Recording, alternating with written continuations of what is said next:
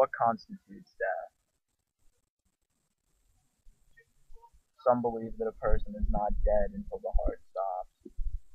When does life end? The simple answer is when it naturally ends. What should be our attitude about death? For the righteous it is a friend. Should we ever hasten death? No. The tragic case of Terry Schiavo. Terry Schiavo entered a vegetative state in 1990. She was taken off her feeding tube in 2005, passing away 13 days later. Terry's life and subsequent death incited anger within certain sections of the population. Bob and Mary Schindler, Schiavo's parents, held the belief that life is not over until the heart stops beating. These fringe groups of the Christian right represent a decent portion of people who believe that life stops when the heart stops beating. Politicians like George W. Bush also gave support to Schiavo's family.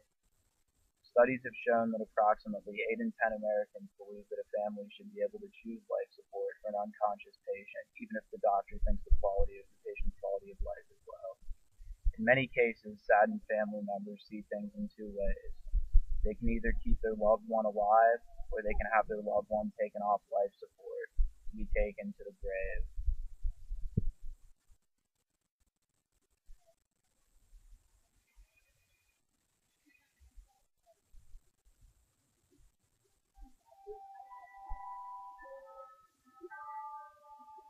But what is the generally accepted belief of the medical community?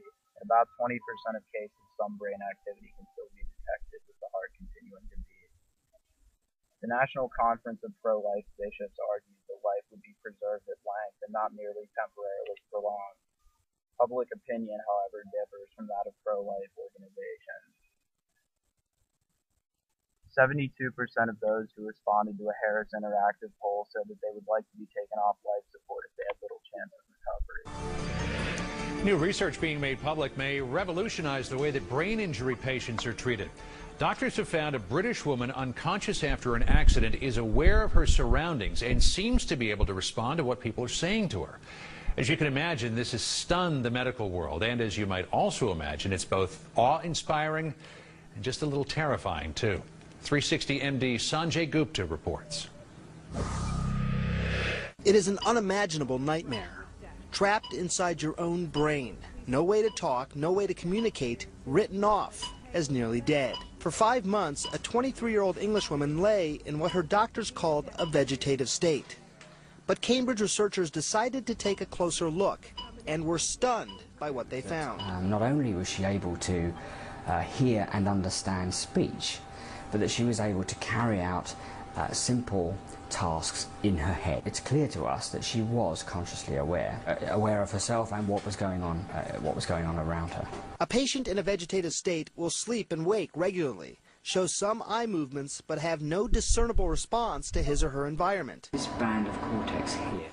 Armed with findings from a functional MRI scan, Dr. Adrian Owen thinks a lot more is going on, and he is shattering many long-held beliefs about the vegetative state. What we've shown here for the first time is that we can detect awareness.